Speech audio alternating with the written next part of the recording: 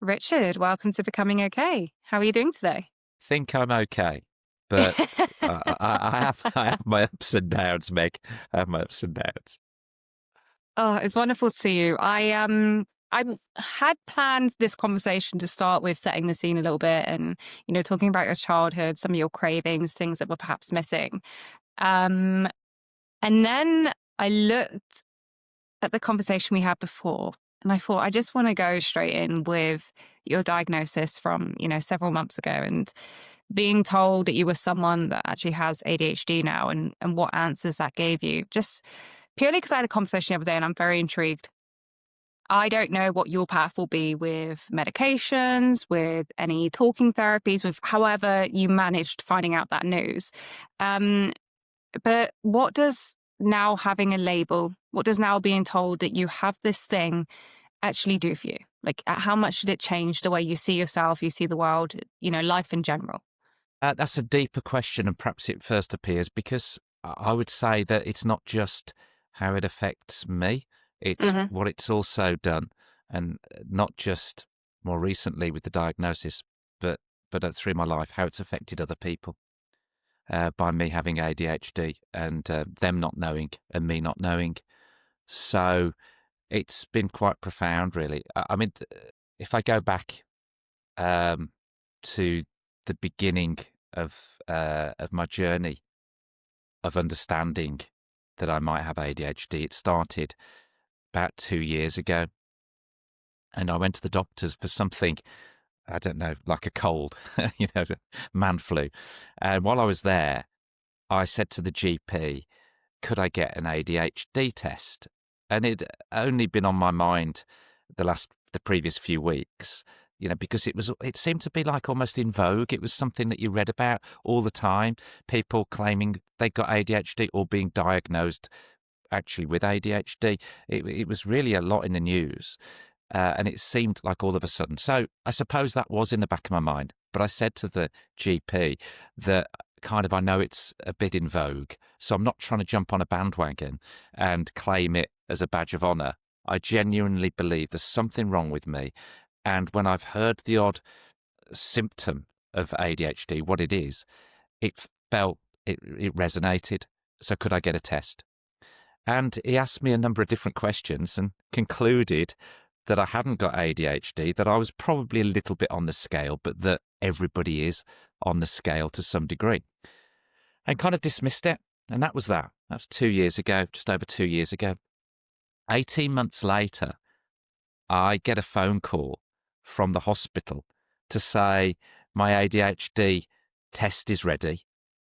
Can I come and see them next week? And I was completely baffled with this. And it turned out the doctor had put me forward for a test, but he hadn't told me, which was probably a good thing because then I'd have been really pushing to get the test quickly and hadn't realised I was on a waiting list. Or had I realised I was on a waiting list, I'd have probably struggled a bit. Maybe that was deliberate. I don't know. So I ended up going in for this test, and about I don't know, a few minutes into the test, I was actually a bit deflated. So I'd already filled out a comprehensive set of questions they ask you. And then I'd also done one on behalf of my wife. So there's questions about me, but I'd answered them. I wasn't supposed to. But the idea was that you answer the questions yourself, and then you have an observer who knows you really well, who sees you day to day, and they can answer the similar questions. But but I thought to myself, well, I kind of know me better than she does. And I was a bit naughty, and I filled them out. But I told her when I got home, because I thought she'd say, yeah, you're only going to put what I would put. She went Mm. ballistic. She didn't like it, and she made me request new forms. She filled them out, and we ended up doing that properly, submitting those. And then a few days later, I go in for the actual test. And as I say, a few minutes into it, I'm a bit deflated because I'm thinking the questions they're asking me, I'm saying no to this and no to that. So I clearly am not ticking the right boxes for someone with ADHD. And I remember thinking, so if it's not that, what is it? I know there's something wrong with me. I know there always has been, but I know it had also got much worse. And I did, and I was really getting disappointed until towards the end. There was more questions where I was saying yes, yes, yes, and they concluded. They told me at the end of the test they would give me the summary of whether I had got ADHD. I was at this point now about 50-50, and there were two doctors. One made notes, one asked questions, and then they took it in turns to do that. And at the end of it, they said, you display all 9 key characteristics of type 2 inattentive ADHD. I hadn't known there were different types. And you display 3 characteristics of ADHD, hyperactive ADHD. But the 9 that you do display of inattentive are quite significant, and we suggest you go on the meds. And that's kind of where my journey then starts. So 6, 7, probably 8 months ago now, with uncovering what ADHD really is, and also the massive effect that it's had on my life, which I now know. Looking back, I can see all the areas, all the times, countless times of understanding that the way I responded, the way I worked, the way I acted, the way I behaved was driven a lot by ADHD. And that might sound quite a powerful statement to make. Yeah, come on. It can't completely rule your life. But yes, it has. And I can see how it has. Good and bad. So I'm going to come back full circle on the challenges, the way it's enhanced your life and the way it's been somewhat of a detriment. But I want to do like a whistle stop tour through your life, because there's been some very pivotal moments. And I want us to get the core part of who you are out there, and how that then is defined who you are today. So take me back to that near-death experience for you. Let's talk about that in detail. What happened? The car accident you're talking to. Yeah. Mm-hmm. I kind of framed it as in a headline. I think I put on one of the social media channels, 10 more seconds.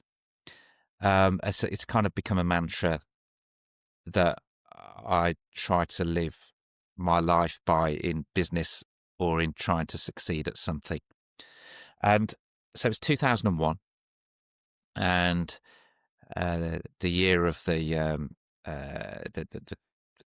terrible terrorist attacks in America, because I remember thinking I was hallucinating when I was in hospital following my accident, but it was TV that they'd perched at the end of the bed as I was coming out of my induced coma following the operations. And I was seeing the planes crashing into the Twin Towers and thinking, am I dead? Am I hallucinating? What's going on? This was a bizarre thing I was watching. But going back to the accident itself, so leading up to that, I'd had 2 previous businesses, and I'd built them up quite successfully and sold them. And I was successful. I was a millionaire businessman, a kind of bucket list thing that I was very ambitious from a young age for different reasons. And I had a business. It was the age of the .com era, where America was on fire with .com businesses doing incredibly well. Amazon was leading the charge, and I'd visited the States quite a lot and thought, my next business is going to be a .com. So I'd set this business up. It was an online e-tailer of gift gadgets and big boys toys. And we did we produced catalogs that we'd send out, mail out to customers. That would drive people to the website where they would then purchase the product. And this thing was growing crazy in terms of its sales. Wasn't making a lot of profit, wasn't particularly profitable, but it was recruiting customers like crazy. But the overheads were also quite heavy. It was intensive. I was working very long hours, 12, 13-hour, 14-hour days, going to bed at 1 or 2 in the morning and getting back up and going at it again, 7, 8 in the morning. And that was the routine for a very long period of time. I had a Porsche sports car, soft top, and I was coming home from work one evening, about 7 o'clock in the evening. It was a balmy summer's evening. I remember it had been raining a couple of days before. The roads were a little bit greasy. But what I hadn't reckoned on as I was coming around this corner was that there'd been an oil spill in the road. A lorry had spilt its load. And as I came round, my car slid ever so slightly on the oil, but it hit the curb. It just touched the curb. And because the car had been set up to go on tracks for track days, which I enjoyed, I love track days, the suspension was very solid. The tyres were very low profile. It all was the worst combination for inducing a spin as it hit the curb, and the back end spun, took the car into a spin. We weren't going super quick, 35 miles an hour, maybe 40 tops. And as the car spun, it came to stop when it hit the lamppost. So it hit a lamppost side on. So as you're watching me now on this video, you wouldn't be able to see my face as I'm sitting driving the car because there was a lamppost right in front of me and literally where my crutch is. So what had happened is the car had hit its side on, lamppost had come through into the car. And of course, where my legs and crutch are, you got a solid lamppost. So it split my legs straight in two, both my femurs, tops of my legs, broke them cleanly in half. And it split my pelvis and then caused a few internal injuries and broke my hand. My hand was broken against the steering wheel. The car was a real mess. And I, one thing I haven't said before, but, you know, I remember the very last word that I said before I hit the lamppost. It's, you know, I remember just going, oh, fuck. As I sat there really slowly, really calmly, I just knew there was nothing else I could do. And that was going to be it. Whatever was going to happen next was going to happen. And it span and hit the lamppost, as I say. And then I'm sitting in the car thinking, wow, the pain, the adrenaline must have been so high because I wasn't that aware of the pain immediately on impact. I was able to make a phone call that I noticed on LinkedIn. My old PA, who I haven't seen for 25 years, put a note on there in response to me posting about this fairly recently, saying, I remember the phone call. And I phoned her and said, look, I'm in a bad accident. You'll need to start making people aware, their wife and people like that. The next thing I knew was a friend came on the scene, bizarrely. He'd been driving in that area and he saw this broken wreckage of a car that had just, you know, you could tell it had just happened. He come running over, realised it was me, and he looked inside the car, and I remember him saying, leave it with me. I'll speak to Karen, your wife, and tell her you've got a broken ankle.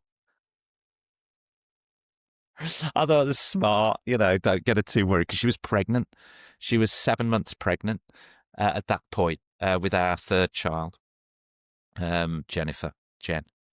Anyway, while I was in that car, the paramedics came fairly quickly. Fire crew came very quickly, and they set about trying to cut me out the wreckage.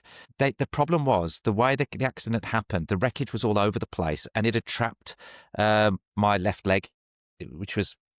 This is going to sound very gory now, so apologies to any listeners, watchers. You could see the sole of my foot. I could see the sole of my foot and my left foot, and it was trapped, and it was underneath wreckage.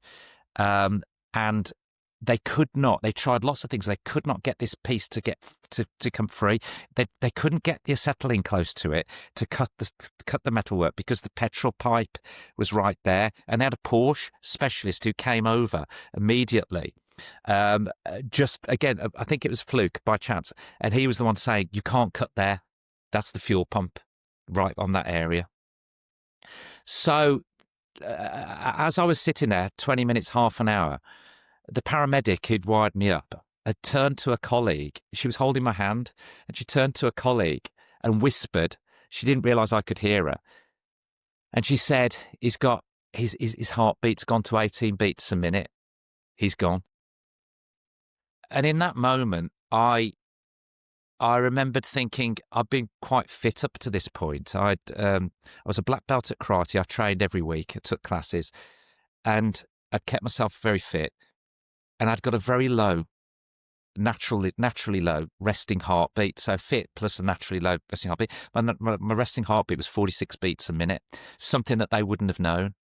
And I'm thinking to myself, trying to put a positive angle on this at this point, I'm thinking, okay, well, you could add about 15 to 20 to that, to the 18 beats, because I'm already 15 to 20 below probably the average person that they think I am.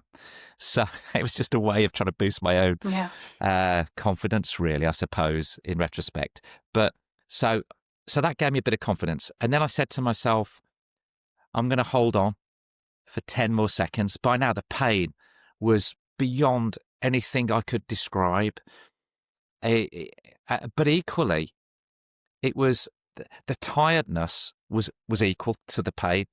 I wanted to go to sleep. I wanted to close my eyes. My eyes were going. I just wanted to shut my eyes and sleep. But the pain was so intense, it almost kept me from doing that. And I thought, I could let go, but I'm going to hold on 10 more seconds. So I counted 10, 9, 8, 7, 6, 5, until I got to 0. And I thought, I can do 10 more seconds. So I counted again. And I counted again and again. And I counted for, at that point, probably at least another half an hour, because it was about an hour before they got me out the wreck. I just kept counting down, 10 more seconds, 10 more seconds.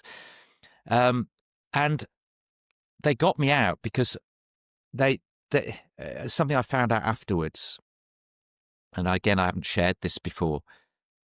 My best friend was next to the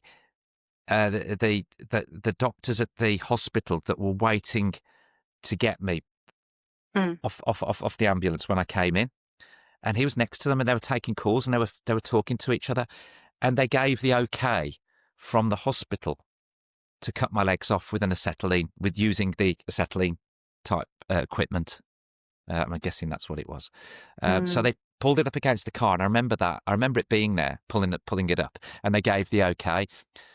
The one fireman, this was like out of a movie at this point, a great big fireman came over, and he was saying, no, no, no, no, like this. And he came over, and he, sorry, because he saved my life, so, you know. And he said, no, he wanted another go at trying to get this piece of metal off my leg. And he leaned into the wreckage of the car, and he grabbed it, and he just let out this absolute incredible scream that I'll never, ever, ever forget. And I don't think he thought he would get the metal off, but he did. He pulled it off, and my leg came free. And the same paramedic who thought I'd gone shouted, "We've got him!" And that was the moment that they got me out. They put me on a rock hard blue stretcher. It was rock hard because you have to put people on, apparently, with spine injuries and things like that. You have to put them on this rock hard stretcher, and then they got me into the ambulance. And then on the way to the hospital, I just wanted to sleep. I just wanted to go, and all I could think of was my wife, my family, my unborn child, and just started doing the same thing. And the paramedic, I don't know whether it was the same one. They had a curtain in the ambulance that came across. She pulled the curtain back, and I said to her, "I'm really tired." And it was, again, so like something out of a film. She put her hands across my eyes and went to close them like this, like they do when someone's dead, but their eyes are open. And she went to close them. And all I could think of at that moment was, that's what they do in the films. She's saying, "I'm dead. I don't want to die." So I thought, no, hold on. So again, it was 10, 9, 8, 7, just 10 more seconds all the way into the hospital, which felt like forever.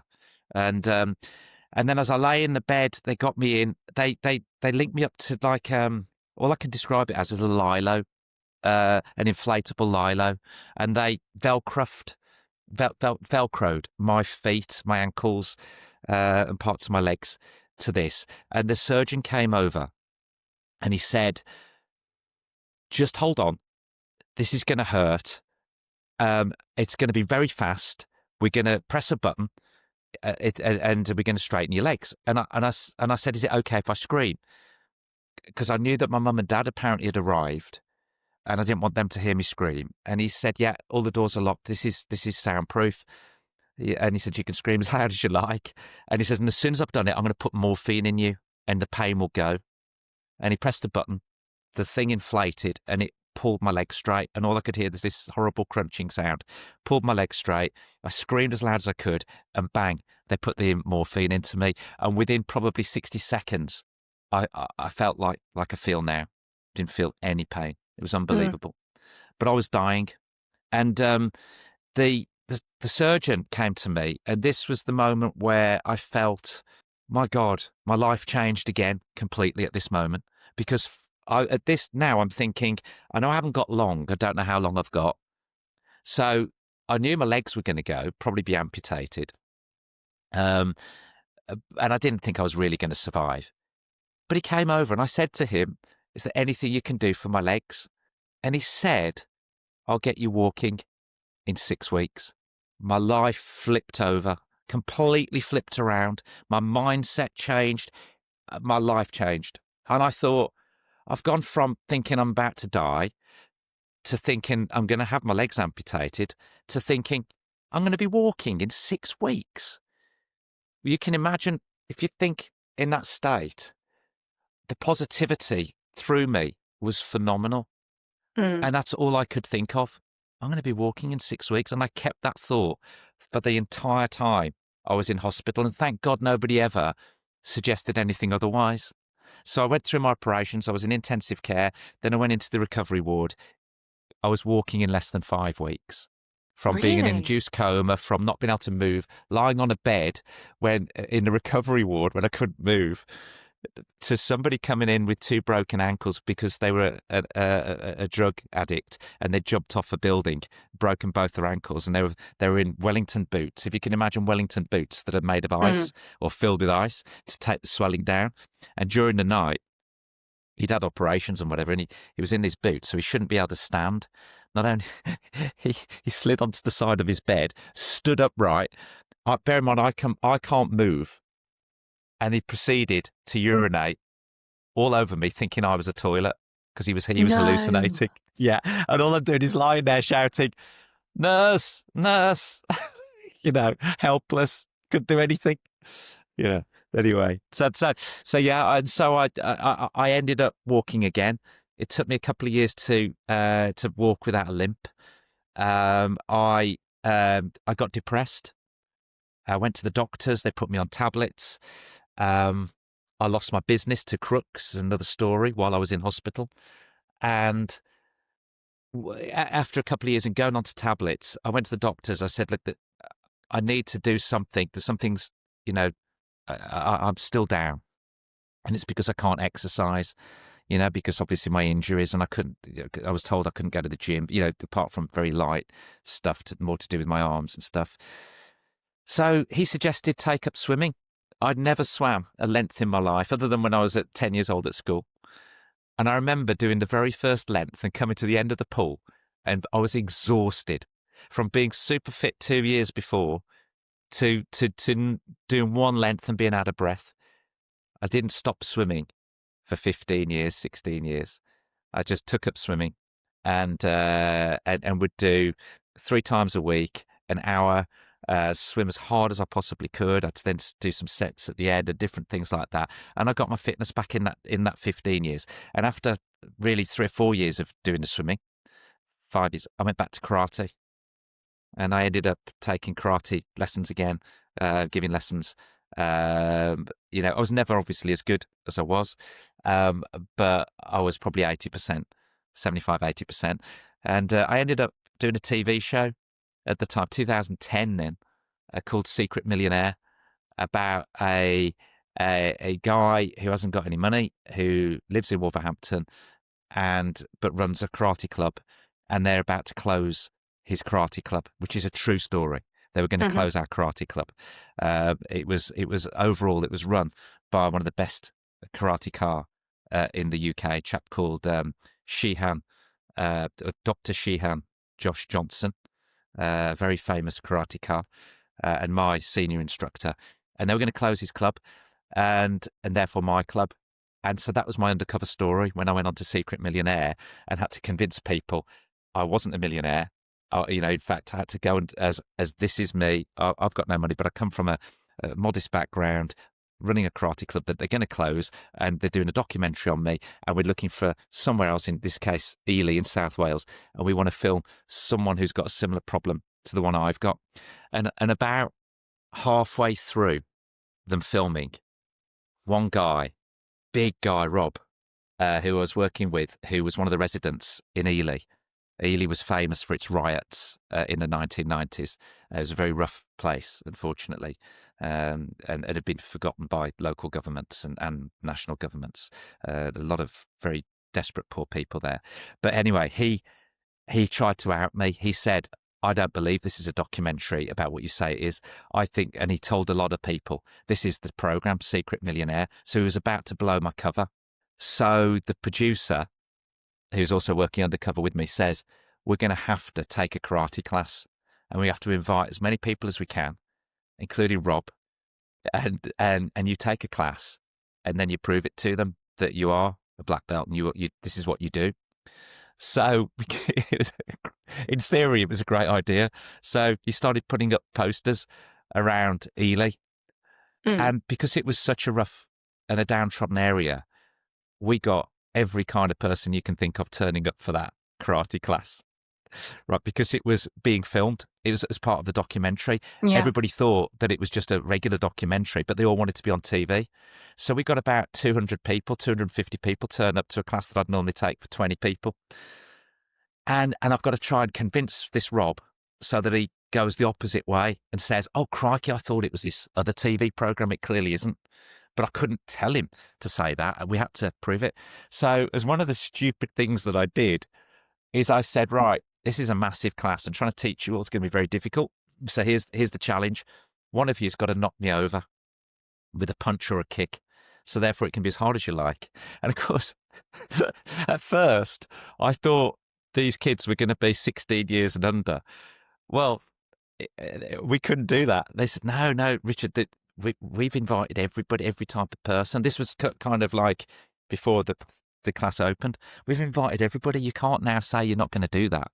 So I had to stand there, and the only rule was I could wear a box to protect my private parts, and they had to kick or punch me. They could choose which in the stomach, and I was well conditioned, but this was crazy. So I had all these people lined up, and they filmed them all coming in, kicking and punching me. And anyway, as it turned out, nobody could knock me down. And then we did a bit more of the class, and it worked fantastic. And this Rob said, I didn't realise that you were this good, didn't realise that this is I thought it was a program called Secret Millionaire. And they filmed him saying this. he said, no, this is absolutely fantastic. Completely changed my mind. Right. The next day, I wake up, I can barely move. I was literally black. You know, the old saying of being black and blue, right, because you've been beaten up.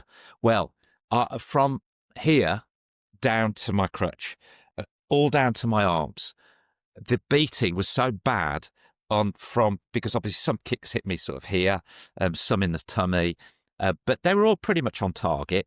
But because it was so bad, I'd had the blood was all burst, so all the bruising had come out purple and black, and it spread right to as far as my sort of elbows and up to my neck and down here. And I was struggling to complete the rest of the TV show. But yeah, I've digressed a bit there. But it, and I obviously fully recovered from that, and that was fine. But that was the progress I made from the point of that car accident to 2010. It's crazy. It's crazy. And at what point did the break-in happen then? You were sat with your wife, and you said the door just goes bang. Yeah. Okay. So I didn't realise I told you that. So we had an armed robbery. Yeah, we had an armed robbery 2006. So sort of midpoint really. So you're fully recovered at this point, yeah? 2010. So I'm fully recovered. Yeah. And I'm taking karate classes. Mm-hmm. It's a Wednesday night. As normal, I have my gi, my karate suit on, and I go to the dojo, which was at a gymnasium in my hometown, Wolverhampton. And for the first time, as long as I can remember, hardly anybody had turned up. And so I said, okay, we're cancelling the class. That's fine.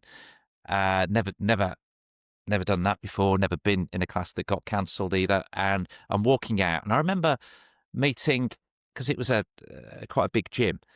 One of my colleagues from work who used to train at the gym in the weights area. She came in and said, "Oh, where are you going? No, don't you normally train?" I said, "Yeah, but this has happened. I'm cancelling it." So that was a moment I can remember. Jump in the car, go home, arrive back home at about, I suppose, 7:30, 8 o'clock in the evening. Wife says, "Why are you back home?" All confused. I explain. I sit down. She makes my tea. And I remember opening up my laptop and had my laptop in front of me on a big dining table.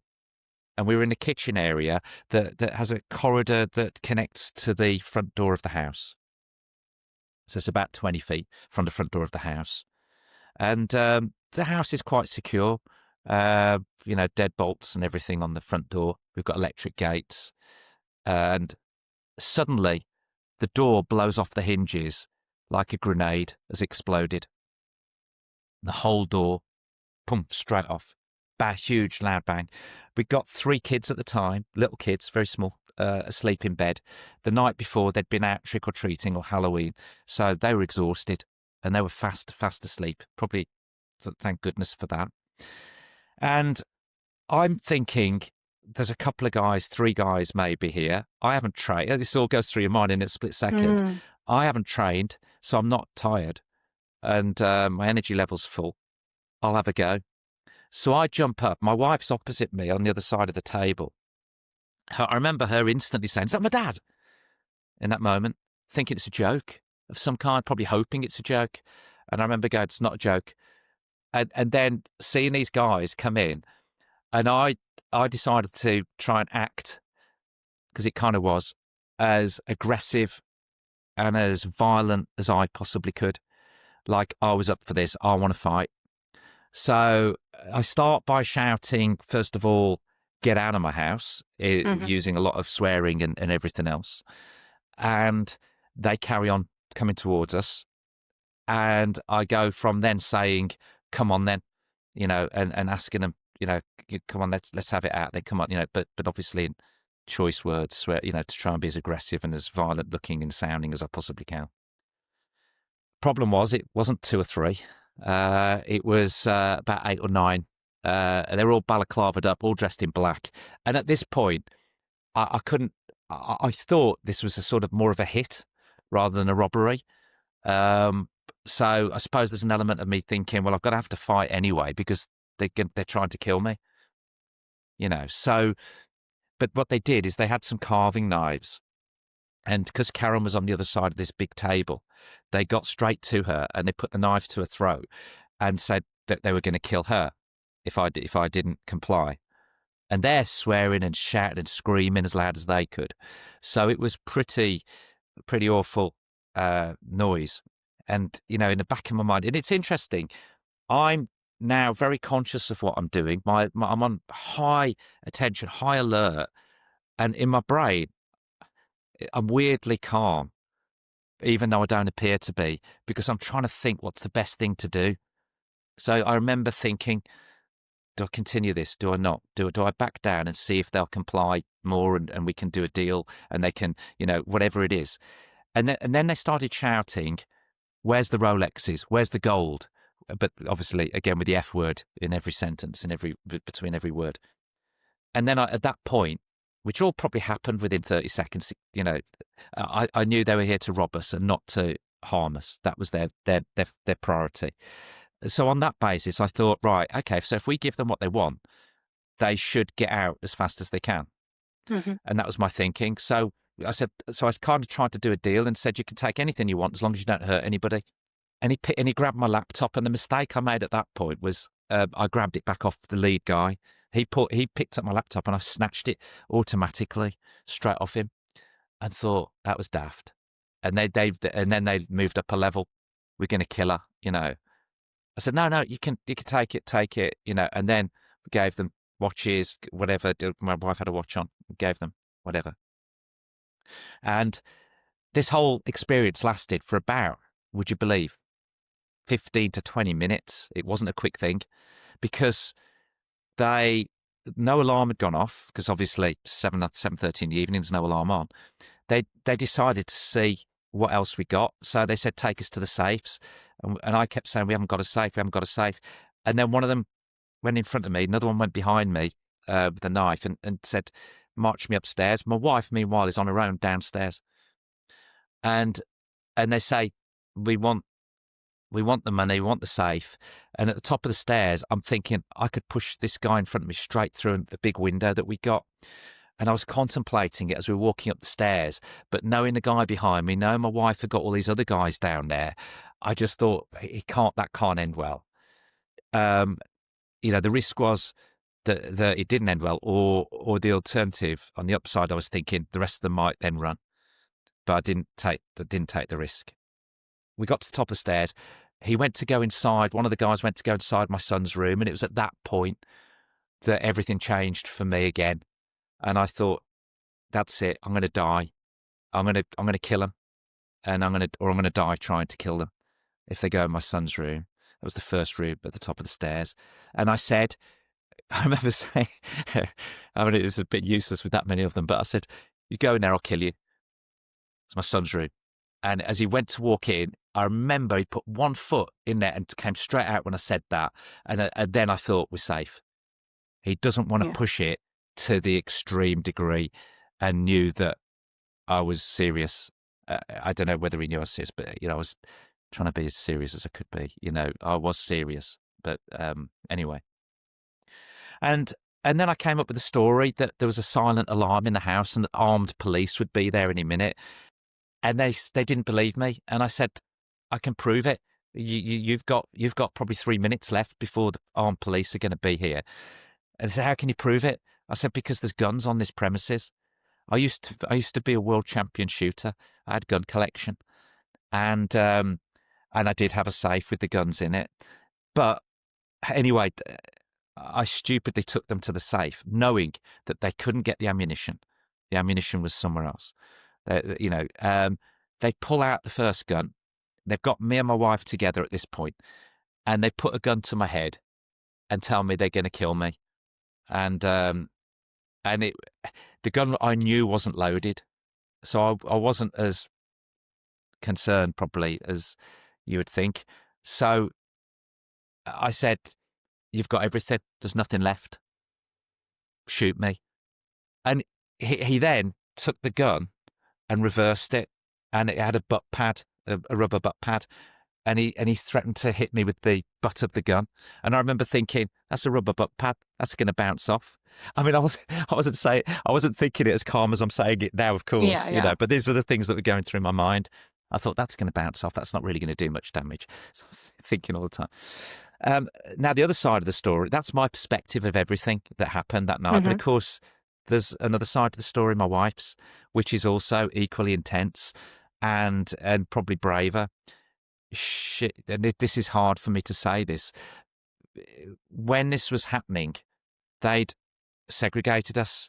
They'd taken me upstairs. That meant there was a group of guys with my wife keeping her effectively prisoner in a room downstairs. And she was wearing a nightdress. She got into a nightdress early that night. She often does in the evening. And she told me this months later. She never told me this, that they were lifting a skirt with the knives and obviously with the threat of rape. And she said that she'd mentally made her mind up to accept it for the sake of the kids. So she had thought that if she resists, it's going to be worse and it's going to affect the kids, and this could escalate more, and she'd had to emotionally, mentally accept it. And that's the worst thing of the whole situation that I find very, very, even now, very, very difficult. I've not been able to speak that out loud until the podcast. That's the worst thing. So then I decided that we got them out the house. I kept pushing this fact that the police will be here, and that hurried them. I made a call. They left us in the room for just 40 seconds, and I made a phone call on our own. They left us while they were going through the other room next door to us downstairs. And I made a call because they didn't know there was a phone in that room. And I made a 999 call, put it back on the chair where they couldn't see it, the phone, desk in front, and started shouting out loud, armed robbery, or not loud, but armed robbery, gave her our address. And I kept repeating it over and over until they walked back in and then stopped. They were there for another 3 or 4 minutes, and then they went. I then called my 2 close friends, business colleagues, my business partners who lived fairly local, and they'd had a few drinks. They just jumped straight in the car, and they're probably drunk driving, but they came straight over. I wouldn't say drunk driving. I think they said they'd had 2 beers, but they came straight over, like Starsky and Hutch, which is a cops series in my day, but they came straight over to help, to see if they were still there. Obviously the bad guys had gone. Police took an hour to get there. An hour? Yeah, I phoned again sort of 5-10 minutes afterwards to find out where they were, and they said, we thought this was a fake call. No. Yeah. And so I said, no, it isn't. It is a really genuine one. And they still took an hour. And when they arrived, I was obviously incredibly upset and angry, and my wife was very, very upset. And I said, look, this is awful. Why have you taken so long? And I remember the detective screaming in my face, don't you dare say that to me. I've just come from an effing murder in Birmingham, and I've had to come all the way over here, like that. Anyway, so it was all heated for everybody. We tried to work with the police for the first few weeks. I wanted to capture them. The police, in my opinion, weren't doing a great job. So I worked with the newspapers to put pressure on the police. And I also tried to find out who these people were myself, and managed to get a few leads. And then in the end, I fell out with the police. I thought I was going to get a kicking from the police. They called me up on Saturday morning, asked me to come into the station, and I was prepared to get that kicking because I thought I had pushed them quite far. So I was kind of prepared for that. Told my wife, I said, look, it's just going to be a bit of a kicking. It's not, I don't think it's going to be excessive. It sounds daft, doesn't it, saying that now, looking back on it in today's world. But anyway, I went in there, and nothing could be further from the truth. I walked in. I was expected to get jumped as I walked down a corridor. The detective in front of me, I thought someone was going to come from behind me, and they didn't. I went into his office, and he apologised, and he said, I want to work with you on this. Let's get them. And so we did. We worked together, and we got them. And did you? Yeah, we did. We got all of them. Yeah. And we unfortunately, we only got 2 that got a significant sentence. Unfortunately, but yeah, we got them. Yeah. So that's, my God, Wow. I've spent all this time talking about terrible things and awful things. The truth is, you know what? You learn something from everything. So I know I've been to some horrible places there for people who are listening, or and for me recounting. But there's a hell of a lot of positive, believe it or not, that come out of all of that. You seem like such a positive person. Like every conversation I've had with you, as much as I've known, some of your story there, like quite a lot of it was still new. You have this very positive outlook on life, just your attitude, your mentality, the way you speak, the way you smile, the way you laugh. I wonder, where does that come from? Like, you've said you've been on the meds, you've been in low states, you've been in near-death situations. How do you come out the other side? If you walk down a street, no one would know that was your story. I think it comes from ADHD. Now knowing what I know about ADHD, the smiling, there's a big thing called masking for ADHDers, where you're basically acting. You're trying to be something you feel you fundamentally are not. And I think if I look back, you mentioned smiling, and I've had people say before, I'm smiling now saying it, but I've had people before say, oh, you always smile whenever you walk in a room or whenever you meet people, you're always smiling. And I think it comes from ADHD you have from birth. So in a nutshell, and there'll be much smarter people who know much more about ADHD than I do. But in a nutshell, it's a chemical imbalance in your brain. So at the prefrontal cortex of your brain, the front of your brain, you've got these two of these chemicals. One is noradrenaline, is the simple word for it, and the other one is called dopamine. and you've depleted you don't have these from birth, or they're very depleted. So that the dopamine that makes you feel good and normal and happy and okay with things that can go up and down, you don't have that. It's very, very depressed. And the same with the adrenaline. It's why a lot of ADHDers, young people, can go off the rails a little bit, because they're chasing, they're feeling low all the time, they're feeling angry, they're feeling depressed because of that. And so they do things to try and get that dopamine level back up, or that adrenaline back up. So they turn to drugs, or, a drink, or doing bad things to give them a kick, and so on and so forth, or they become disruptive. Well, for me, I think what it did is it was me masking, me trying to show I'm happy. What I think that quite often does is elicit happiness from others that actually does try and spike your dopamine a little bit. So I find that when I talk to people, like I'm talking to you now, with people, and it's in a positive way, I feel a bit better. So it does help me. And I think that's where the smiling comes from. But I think ADHD has been with me now I know I can put loads of things down to it. The good, and then also the bad. The good for me is that it's taught me to mask, and mask in a positive way, lots of things, not just the smiling. It's also helped me with hyperfocus. So the opposite of what you think ADHD is, which is this inattentiveness where you can't focus on anything, but you can go into these modes, a bit like I've been doing when I've told stories, where if you are very interested in something, you are motivated, so it gives your dopamine level a kick, and then because you crave that, you then go into this hyper-focus mode. I can do it in business with contracts. So someone will give me a contract to look at, and once I'm into it, once I'm understanding it, I then get fascinated by it, and I can focus very deeply to the exclusion of anything that's going on around me. You go into this, bomb could go off and you wouldn't even notice it type of situation. So that's one of the positives. And then the other positive is the creativity, because of your neurons firing all the time and joining dots up that other people wouldn't. So you end up coming up with ideas that people go, where did you get that? Or how did you join that with that? And somehow it works. And often it doesn't. You're joining bizarre stuff that often doesn't work. But when it does, you can find something very unique and innovative that comes off the back of that. So those two things are threads through my life. The hyperfocus, where I could do completely rubbish at a school exam one moment, and then absolutely kill it the next. And people go, how can you go from being a DE student to getting an A star? Now, that happened when I was at primary school, and they said, you've got to go to grammar. The two of you kids, me and my best friend, scored the highest in a thing called the 11 plus at the time, primary school. And we didn't have, I came from a very modest background. We didn't have any money as kids. So we couldn't pay to go to a private school or grammar school.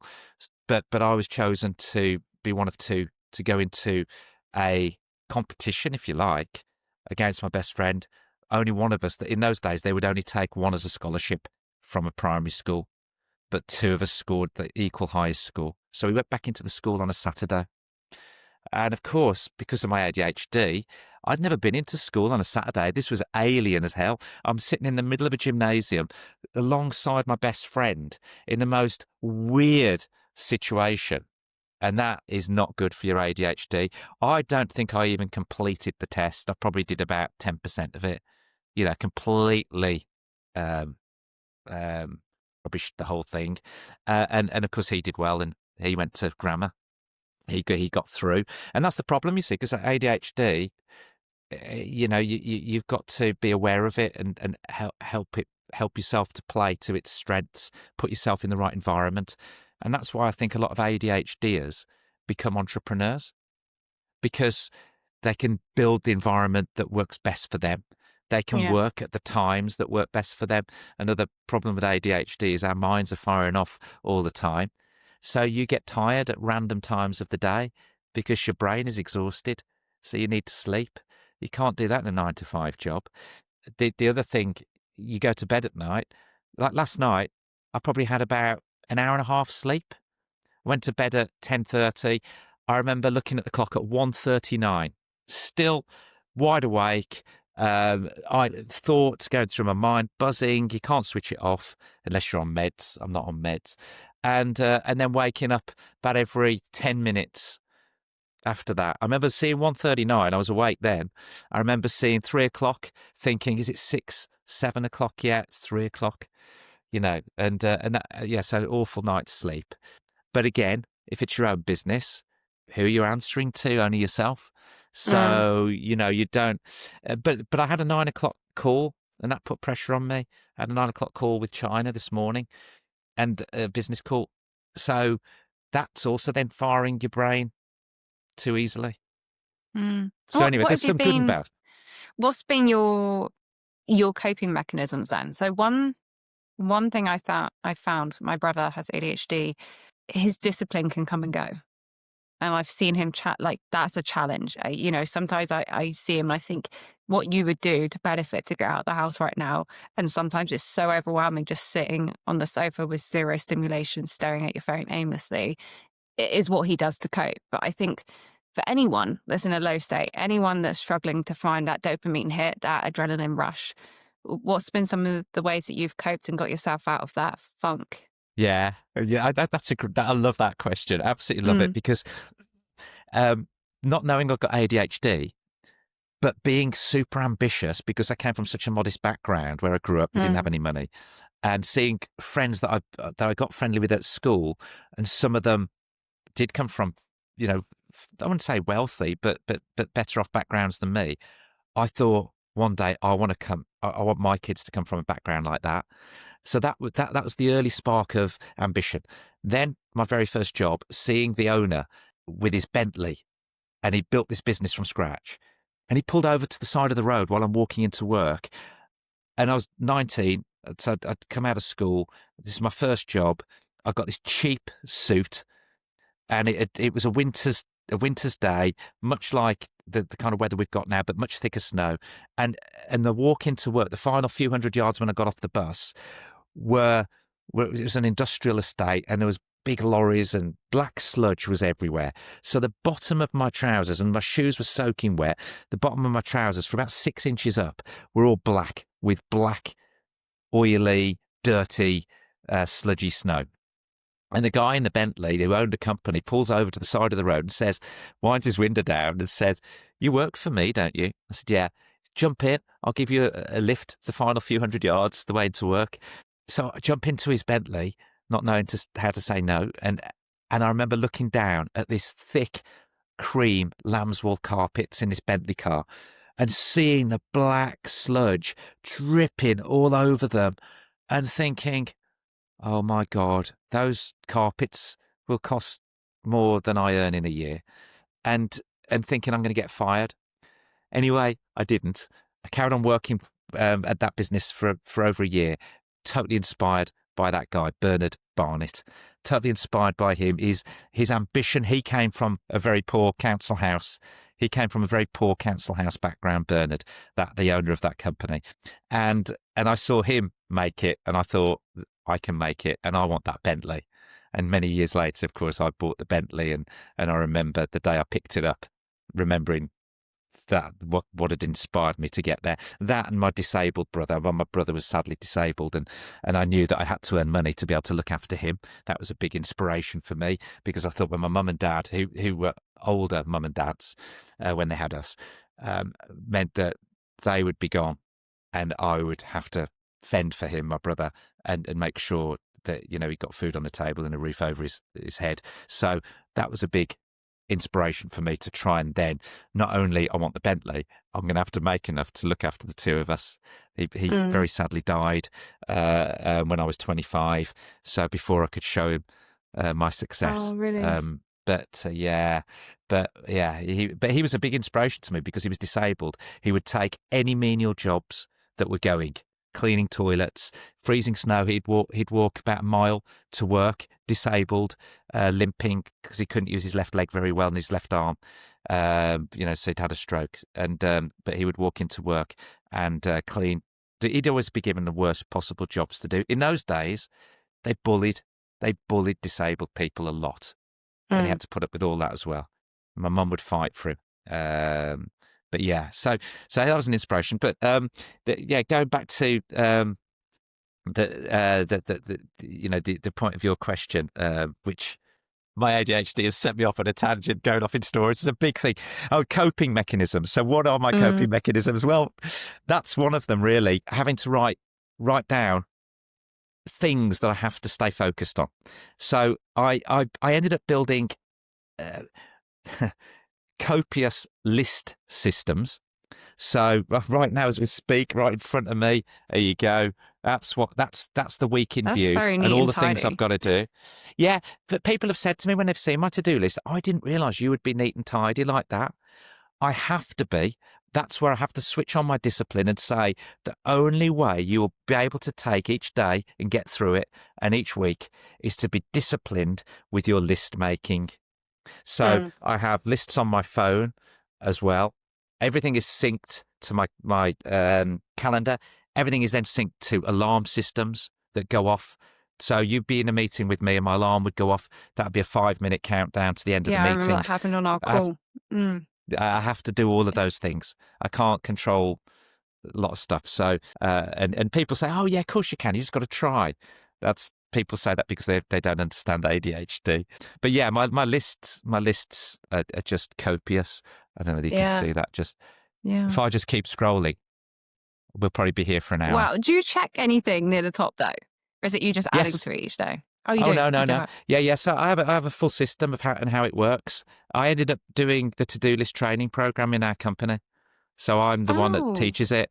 So I have a 22-page PowerPoint setup that I take people through because I assumed I didn't know I got ADHD. So for the 30 years that I've been using all these lists and coping systems, I thought I was normal and that everybody else should be also using these systems because it's how I became successful. Yeah. So I assumed that everybody else was the same as me and therefore they need this system. So I researched systems and worked on them and then got a system that worked for me, then made it into a training program and then teach people. So everybody at work gets exactly this book. Okay. It's always A4. It's lined. It's never a ring binder because that can get caught if you're taking it in and out of bags and it can then rip out pages by accident. It always has a hard cover, so it's kind of waterproof. So if you spill a coffee on it, it's easy to wipe clean and it's faster to open and get going than a computer to get you underway with your priorities. Everything gets numbered right down to putting randomly the list of stuff you've got to do for that week, which I do on a Sunday night or early Monday morning, everything I've got to do in the week. And then I put them down randomly. I carry them forward, jobs that I haven't done the previous week, and stuff that I've put on my phone at 3 a.m, 4 a.m, 5 a.m, that I wake up and think, oh, that's an idea. I've got to look at that. I've got to do that. So I put it on my notes. So the first thing in the morning, I transfer what's on here onto here. And then I prioritize it. 1, 2, 3, 4. So they'll be scattered here, but you'll see the number 1, number 2, number 3, number 4. So then I know exactly what to do next. So if a phone call comes through or a text or an email or something distracts me, I can go, because it does, I get back to what was number 1? What was I doing? What was number 1? So yeah, I have to, that's the one thing I have to be very, very disciplined on. I love that. I'm going to steal that. You know, we've been chatting for an hour now. Thinking back to every single detail you've told me and not missing out the parts of you obviously being a super successful entrepreneur, a millionaire. I wonder, has your definition of success changed over the years when you can work so hard to build something and in a flash it can be taken away from you? Like you've been there several times throughout your life. Has the definition of success as a child to now an adult, has it changed? I think the naivety is lovely, being a child, and the things you don't know means that you have a go at lots of things. There are no walls or ceilings to what you believe you can do. That's a beautiful trait, and as long as you can keep that for as long as possible, that's how you'll be successful. Then, as you go through life, you hit brick walls and ceilings, and people tell you you can't do this, you can't do that. The therapist that I have for my ADHD told me that this you'll be able to Google this to get accuracy on it because this might not be totally accurate. But an ADHD child has been told the words, no, no, you can't. Don't do it like that. You're doing it wrong. No, just do this. Just do that. 20,000 times more in 1 year than a child without ADHD. And that causes them to rebel against authority. It causes them to um, to try and disassociate themselves with negative people that say no, no, no. And you feel that a lot. Now that I know I've got ADHD, I know where all that comes from. Another reason why you become an entrepreneur. But so as a child, I wasn't aware of things coming and then suddenly going.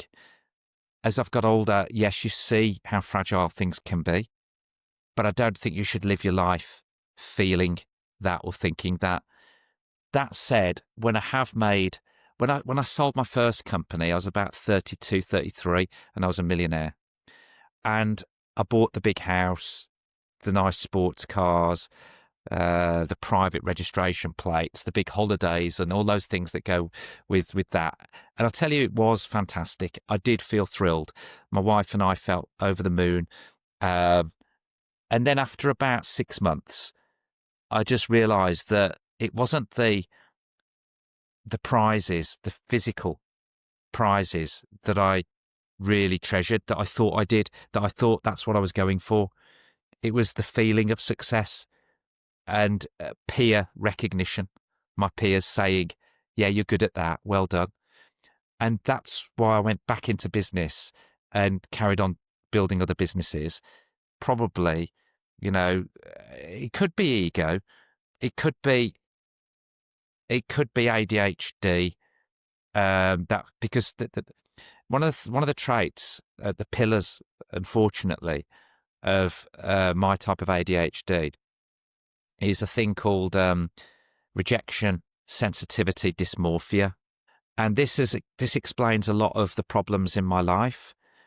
You seek approval, you seek acceptance, you don't want to be rejected.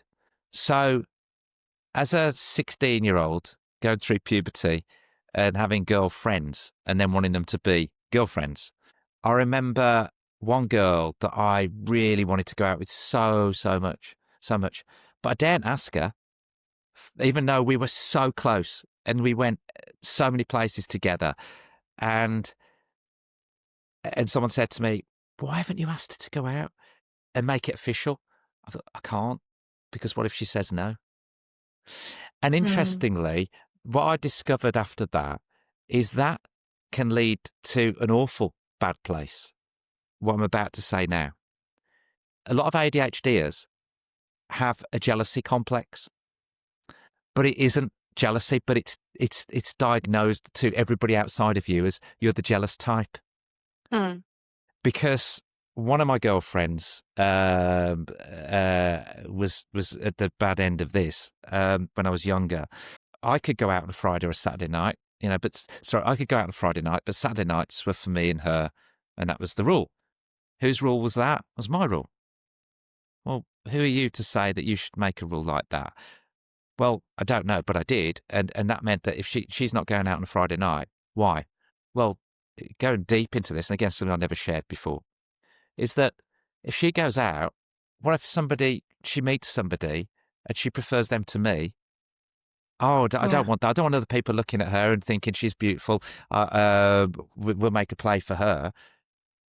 It was and I look back on it, it comes across as jealousy. And that's what I accepted it was all through my early life, all through my life, really, I suppose.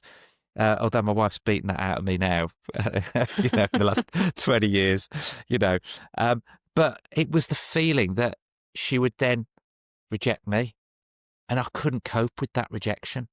And that's a very strong thing with my type of ADHD and people that have it. They talk about it a lot. This rejection sensitivity is absolutely awful. And it manifests itself. I mean, I'm just giving you an example there with, the boyfriend-girlfriend thing, but it manifests itself in everything.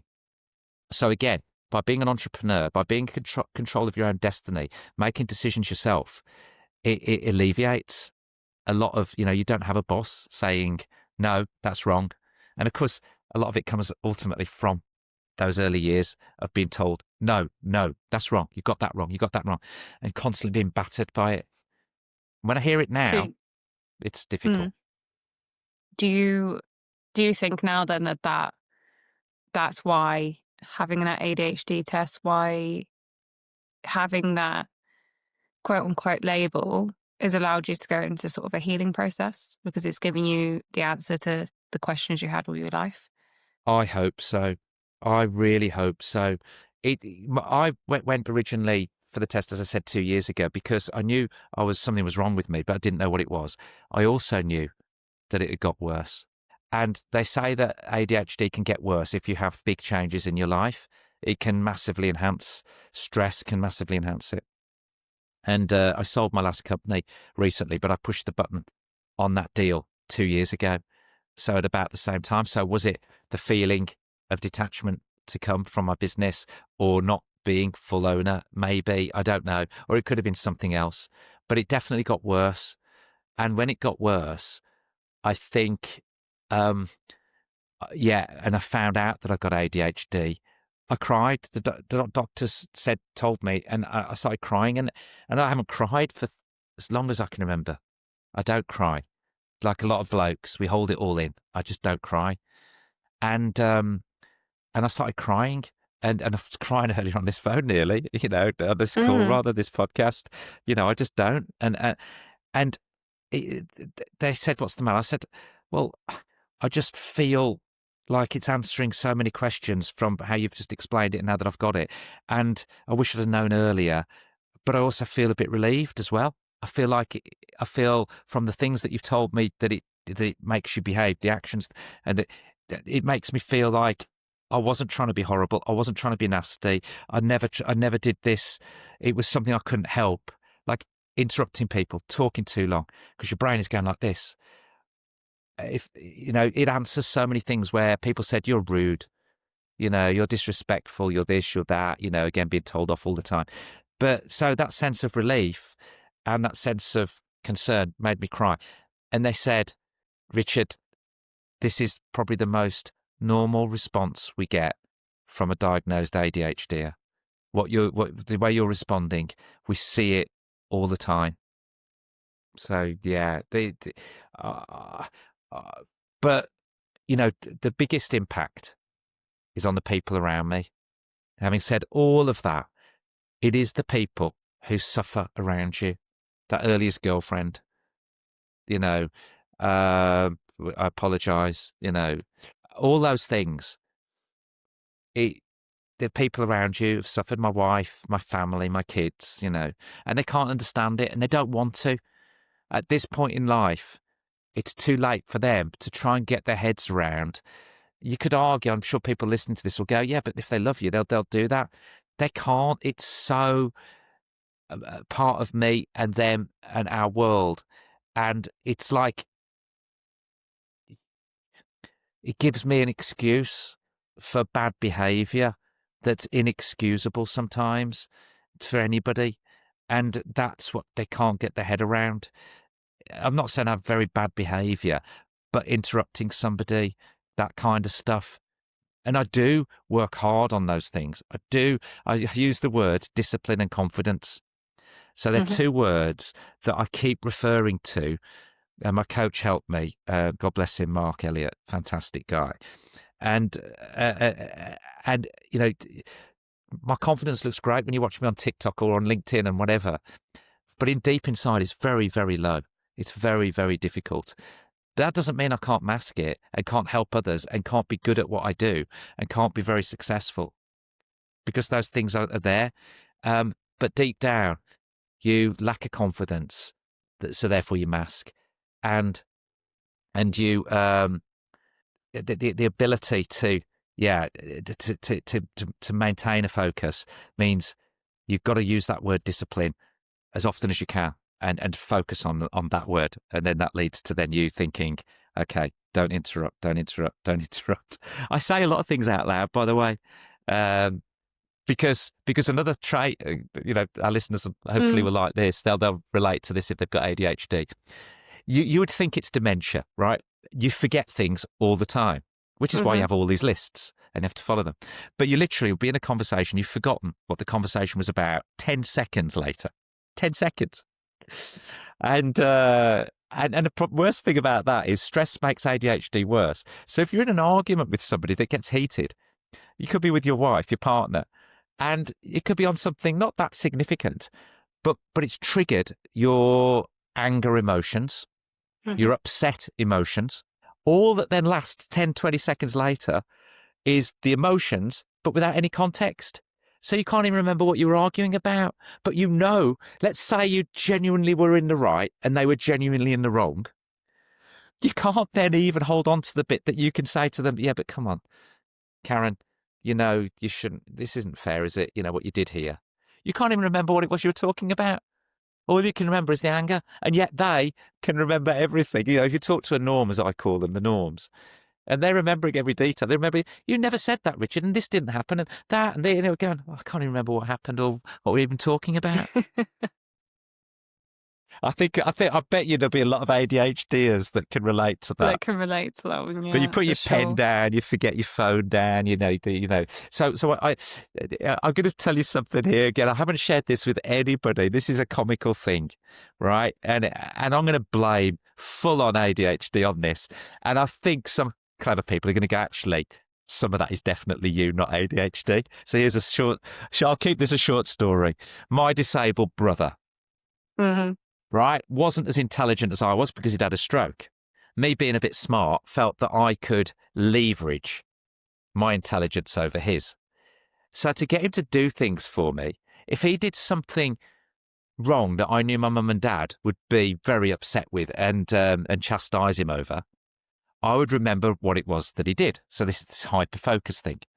So I would write it down and I would look at it and I'd remember it. And then if he was doing something bad to me, I would say, I'm going to tell Mum about this thing, unless you stop or unless you do this for me.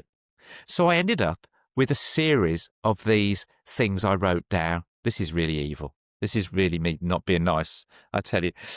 And I can remember, right, from the age of about 10 when I stopped using them, I started doing this about 7 years old, 8 years old, to about 10, 11. I can remember them now.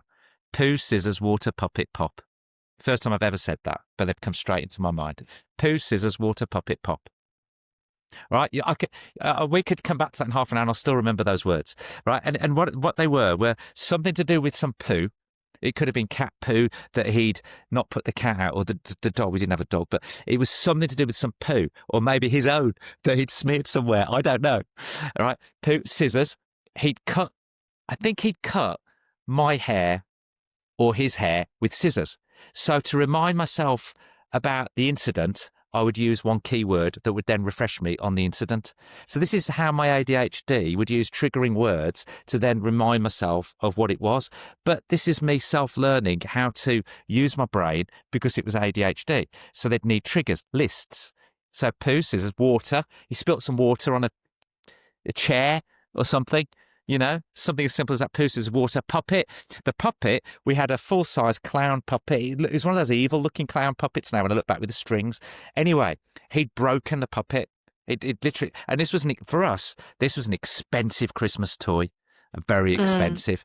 So I threatened to tell Mum that he'd done that. He'd broken that, like deliberately or whatever. And then pop. It was a can of pop, fizzy drink.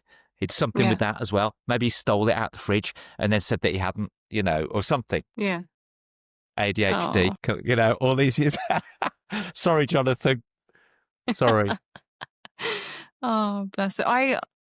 You know what? When we first spoke, it was over on WhatsApp, wasn't it? And you first reached out, and that first message caught me straight off the bat. I was like, your story is incredible, but I just didn't know where it was going to go today. And you've been so honest and so humble and just a whirlwind of emotions in this one conversation. I don't want it to end, but just before I let you go, is there anything you can leave our audience with today? I like to think that after this conversation ends, they're still thinking or doing something that helps them move the dial towards feeling better or being better. And, that could be a tool, a framework, a book or a question or piece of advice. Yeah. Well, there's a book by Gabor Mate, is it? I think that I got bought for Christmas about people with Yeah. ADHD called Scattered Hmm. Brains, I think.